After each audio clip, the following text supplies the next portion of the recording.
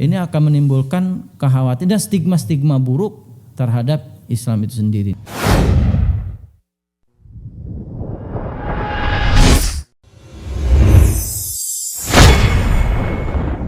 Bismillah, Assalamualaikum warahmatullahi wabarakatuh. Sahabat Mutakin yang dirahmati Allah, jumpa lagi di channel yang baik ini dengan saya Ibnu Alif di channel Syahadah Mutakin tentunya.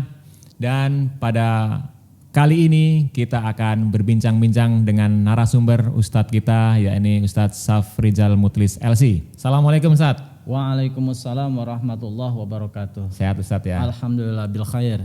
Ini hari ini kita habis kajian Ustadz ya. Betul. Habis membicarakan tentang Sirah Nabawiyah hari ini. Ya. Dan kalau kita tengok sejarah berarti kita kan berbicara bagaimana Rasulullah itu mendakwahkan tentang Islam. Bagaimana menyebarkan Islam ini sampai ke seluruh dunia. Ya. Dan tentunya ini kan menjadi tugas kita sebagai orang yang mengaku pengikut Rasulullah, orang yang mengaku sebagai menginginkan syafaat Rasulullah di yaumil qiyamah kelak gitu kan. Artinya kita pun juga mempunyai kewajiban untuk berdakwah Ustadz ya. Betul. Nah, sebetulnya gimana Ustadz kedudukan dakwah sendiri itu secara kalau yang harus kita pahami secara benar itu seperti apa nih Ustadz nih? Ya. Bismillahirrahmanirrahim. Assalamualaikum warahmatullahi wabarakatuh. Waalaikumsalam warahmatullahi wabarakatuh. Bismillah wassalatu wassalamu ala rasulillah wa ala alihi wa mawalah amma ba'd. Terima kasih atas kesempatan yang sudah diberikan di channel Syahadah Mutakin. Ya. Dan ini talkshow saya yang kedua di sini. Setelah talkshow yang pertama, bahkan itu perdana kita membuat talkshow, kemudian kita buat channelnya juga di YouTube. Mudah-mudahan menjadi sarana lahan ibadah tersendiri, lahan dakwah tersendiri untuk kita semua. Amin, amin ya rabbal alamin. Jadi alhamdulillah tadi kajian kita ba'da sholat subuh adalah Sirah Nabawiyah, sejarah Nabi Muhammad sallallahu alaihi wasallam. Yang referensi kita ambil itu adalah kitab Fiqh Sirah atau Sirah Nabawiyah Syekh Ramdhani ya, Syekh Muhammad Ramdhani. Jadi bagaimana kita memahami perjalanan sejarah Nabi dari kecil sampai kepada perjuangan beliau mendakwahkan Islam. Jadi Islam itu adalah sebagaimana disebutkan dalam surah Al-Anbiya wa ma arsalnaka illa rahmatan lil alamin. Dan kami tidak mengutus engkau wahai Muhammad kecuali sebagai rahmat kasih sayang untuk semesta alam.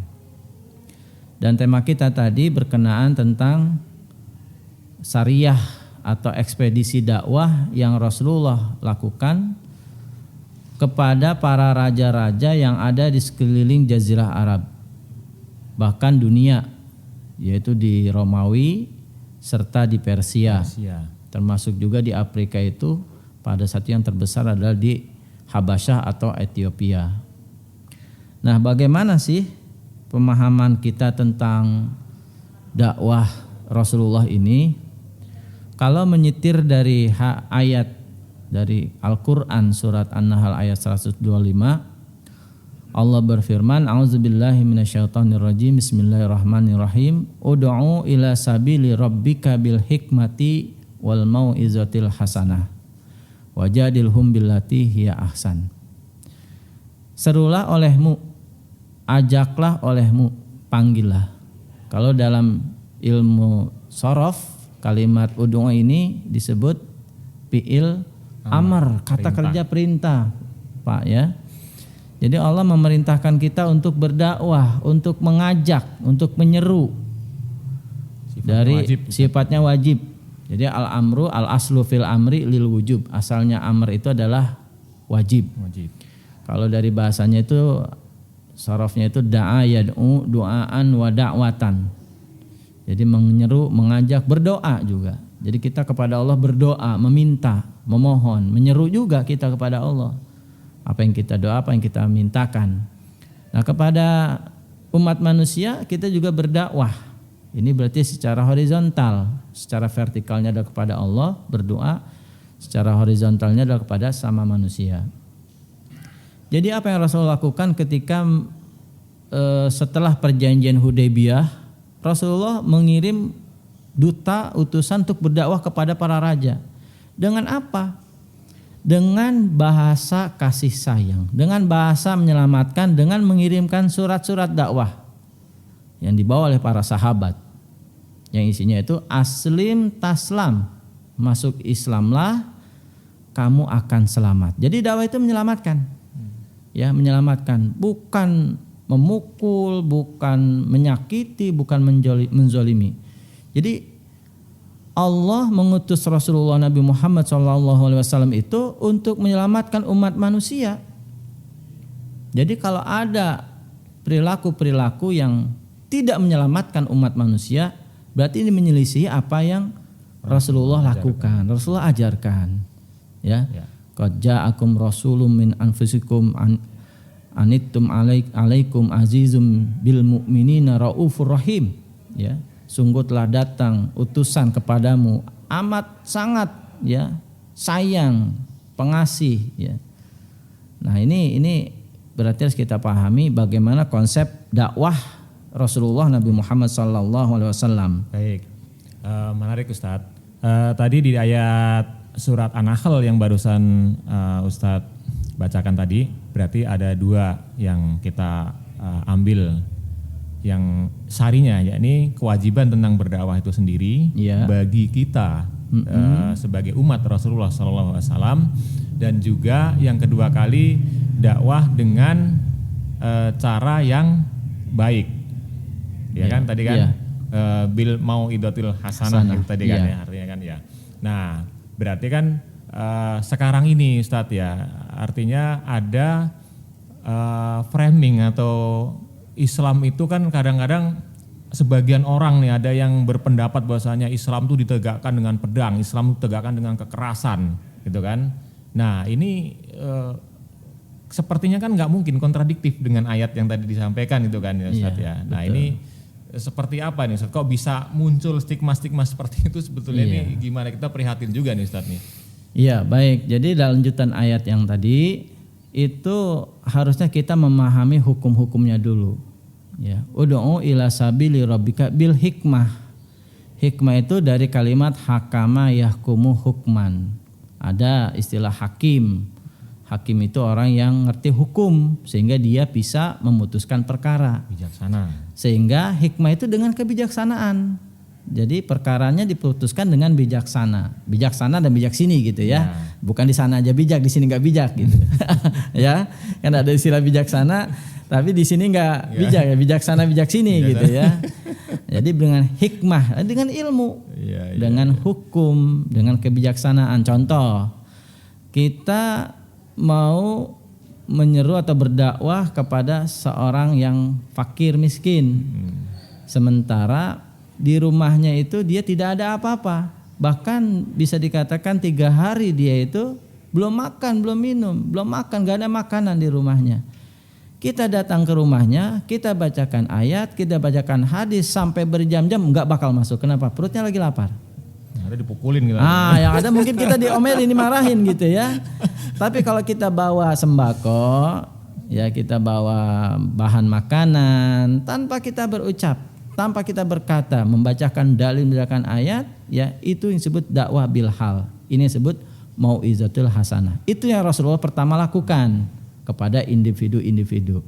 Kepada institusi yang lebih besar, itu Rasulullah lakukan setelah dianggap umat Islam ini mempunyai kekuatan, mempunyai kemampuan, dan sudah kuat ukhuwahnya, maka Rasulullah melakukan dakwah tidak tanggung-tanggung kepada para pemimpin, para raja Persia. Dengan apa? Dengan surat. Dengan surat itu isinya adalah mengajak untuk menyelamatkan. Diawali bahkan dengan bismillah itu surat, seperti surat yang dikirim kepada Raja Heraklius, ya. Aslim taslam ajrakallahu marotain, diberikan stimulus, diberikan kabar gembira kalau kamu Islam nanti Allah akan berikan balasan 2 kali lipat loh gitu. Jadi bukan bahasa yang memponis, bahasa yang mengancam, tidak. Di awal-awal seperti itu. Jadi bahasa yang merangkul, bahasa yang menyelamatkan. Aslim taslam ajrakallahu marotain. Nah seperti itu. Nah ini harus kita pahami konsep dakwah Rasulullah seperti itu. Tidak dengan cara-cara kekerasan ya. Bagaimana kita ambil contoh misalnya Nabi Musa ya berdakwah kepada rajanya, disuruh apa? Qaulal layyina, perkataan yang lembut ya, perkataan yang halus, yang layyin, bukan perkataan yang keras tapi perkataan yang lembut itu pada raja. Maka Rasulullah mengirim surat itu pada para raja. Nah itu pemahaman tentang dakwah ini harus kita perbaharui ya, jangan sampai ada salah paham seperti itu. Siap, berarti ini kan sangat tidak benar kalau umpamanya itu ada yang memahami bahwa dakwah itu juga harus, kalau misalkan kita melihat orang yang tidak sepaham dengan kita, apalagi orang kafir itu harus dihabis, itu kan berarti tidak benar sama tidak sekali. Tidak benar ya. Jadi bantahan-bantahan itu bisa kita lihat misalnya Islam masuk ke Indonesia itu dengan cara asimilasi kebudayaan, itu harus kita pahami. Berarti dengan cara lemah lembut. Karena memang Islam itu rahmatan lil alamin. Islam itu secara bahasa damai, aman, damai, sejahtera, sentosa ya. Seperti itu. Dan berarti dakwah itu sendiri juga tidak melulu tadi kan yang Ustadz katakan tadi, kita datang kepada orang yang misalkan 3 hari tidak makan, itu kan nggak mungkin kita akan bacakan hadis, ayat, itu kan nggak mungkin. Iya, tidak mungkin ya. Artinya dakwah itu pun juga tidak hanya dilakukan dengan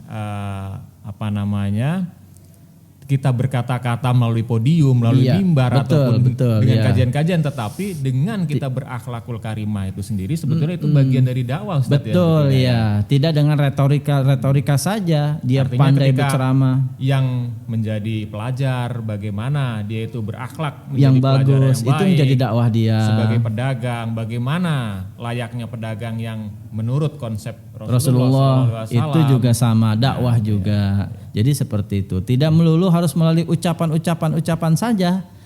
Begitu ya. Jadi ucapan itu digunakan ketika mendatangi satu kaum yang mungkin bahasanya itu beda. Jadi dipahami lebih dengan bahasa kaumnya. Ya, dengan supaya bahasa mudah kaum. diterima, mudah dicerna, mudah diterima. Ya, artinya walaupun dengan perilaku, contoh misalnya Islam itu di Indonesia katanya masuk melalui para saudagar atau pedagang-pedagang Islam. Mereka melihat cara dagang saudagar Islam yang berbeda. Oh, ternyata akhlak jual belinya juga bagaimana? Jual belinya apakah jual beli gis, menipu atau tidak, jual beli riba atau tidak, sehingga membuat mereka tertarik. Itu dari seperti itu. Kemudian bertanya, apa itu, ajaran apa itu ya? Kemudian ketika diajarkan tentang Islam, mereka menerima. Nah, seperti itu. Baik, Ustaz, ini ya menarik sekali kalau kita bicara, apalagi nanti kaitannya dengan akhlakul karimah, nanti mungkin bisa kita podcast di lain nanti kesempatan, bisa Ustaz, ya. Judul tersendiri karena lah. Itu nanti akan bahasannya lumayan panjang, sobat sekalian ya.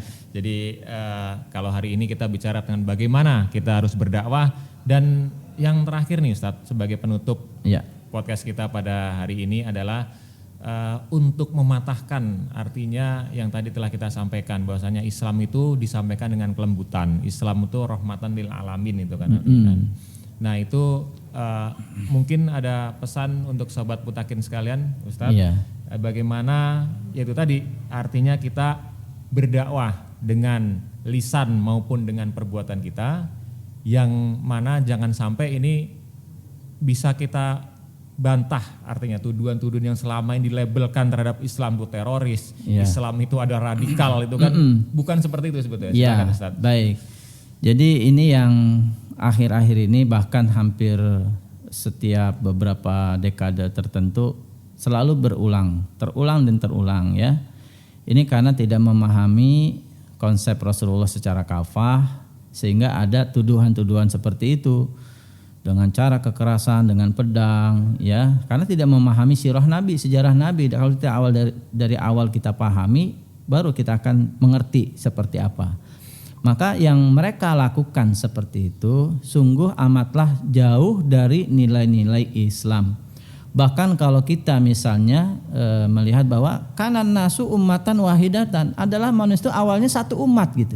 Kita itu saudara, jadi ukhuwah basyariyah, ya, saudara atas dasar kemanusiaan, ya. Jadi yang melakukan hal-hal tersebut sungguh jauh dari nilai-nilai peri kemanusiaan. Yang harusnya kita menyelamatkan umat manusia, ya. Jihad di masa Rasul itu tidak seperti itu, tidak seperti sekarang yang dilakukan dengan melakukan aksi-aksi seperti itu, ya, ngebom gitu kan, kemudian menodongkan senjata kepada orang lain gitu, ya.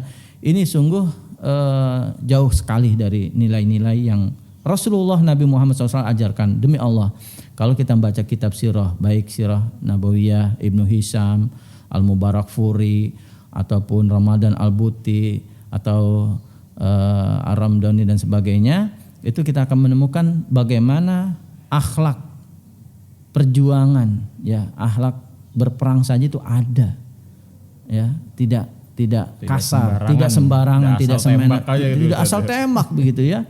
Ini akan menimbulkan kekhawatiran dan stigma-stigma buruk terhadap Islam itu sendiri. Nah, ini yang harus kita jauhi. Ya. Mungkin demikian. Baik, yang bisa sebagai penutup.